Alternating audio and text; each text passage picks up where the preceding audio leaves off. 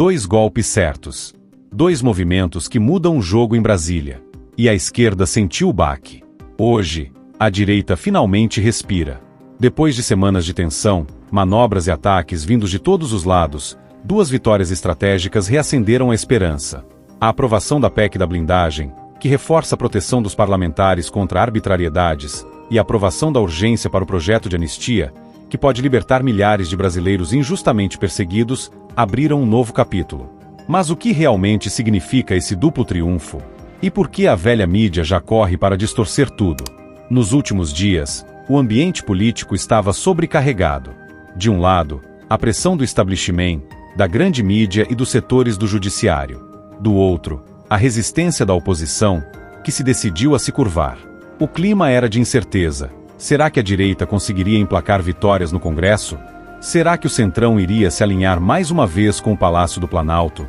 A resposta veio rápida e surpreendente. 2 vitórias em 24 horas. Na terça-feira, a Câmara aprovou, em 2 turnos, a chamada PEC da blindagem. No dia seguinte, quarta-feira, o plenário deu sinal verde para a urgência do projeto de anistia. Para quem dizia que a direita estava acuada, o recado foi claro. A luta continua e a base ainda tem força. O nome já irrita a esquerda: blindagem. Eles correm para vender a ideia de que é uma carta branca para parlamentares cometerem crimes sem proteção. Mas a realidade é outra. A PEC da blindagem é, na prática, uma resposta às arbitrariedades que o Brasil tem assistido nos últimos anos. Parlamentares presos sem direito de defesa, perseguições seletivas e um clima de insegurança jurídica que afetam diretamente a independência dos poderes. O ponto central é o seguinte: qualquer prisão ou processo contra deputados e senadores deverá passar pelo crivo do Congresso. Ou seja, não será mais uma canetada de um ministro isolado que decidirá o futuro dos representantes eleitos pelo povo. E mais, depois de idas e boas-vindas, o texto final trouxe de volta o voto secreto para autorizar processos contra parlamentares. Isso enfureceu a velha mídia, que tenta pintar a medida como um retrocesso. Mas aqui está o detalhe que eles esconderam: o voto secreto protegido do parlamentar da pressão direta do sistema. Quantos deputados tiveram coragem de votar contra arbitrariedades se informaram que foram expostos à retaliação? É claro que a esquerda chora. Para eles, o ideal seria um parlamento ajoelhado, refém das decisões do Supremo. Mas, desta vez, a maioria na Câmara disse basta. Eles chamam de blindagem. Nós chamamos de liberdade. Se a PEC da blindagem mexeu com os nervos da esquerda, a urgência da anistia foi o verdadeiro terremoto.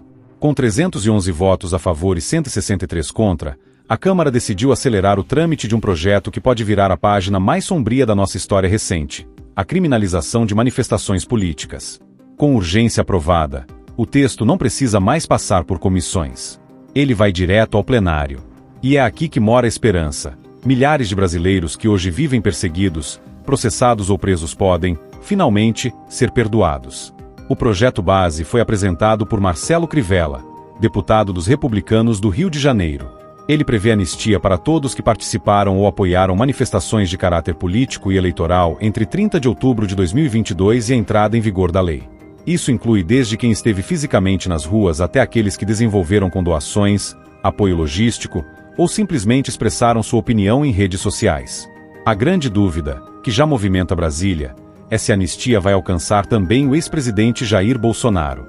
A mídia tradicional faz questão de destacar reportagens impostas pelo Supremo, mas evita tocar na ferida maior: o quanto essa reportagem é vista como política e não jurídica. Anistia é justiça. E justiça é o que o sistema mais teme.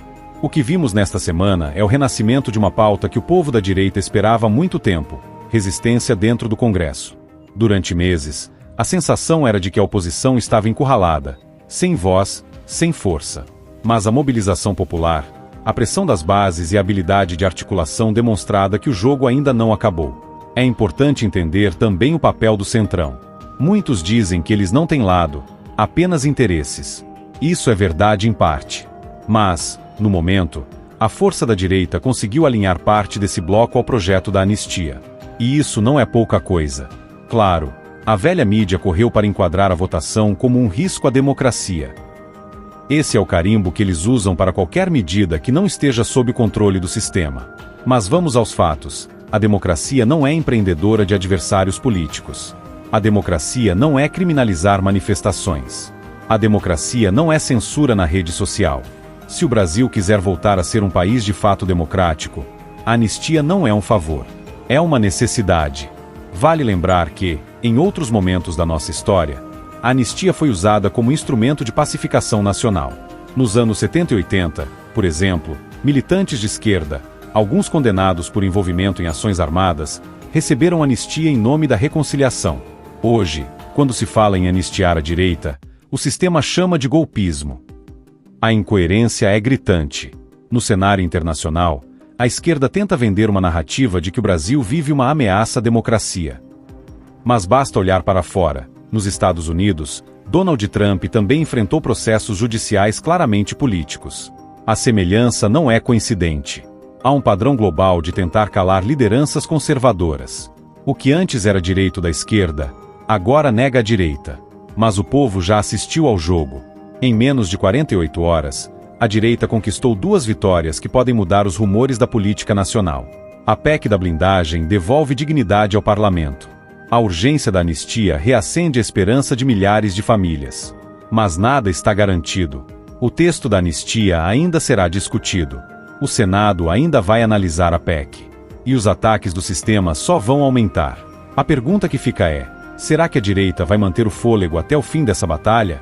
Ou será que o estabelecimento encontrará uma nova forma de barrar ou avançar? Deixe sua opinião nos comentários e não se esqueça de curtir e compartilhar este vídeo.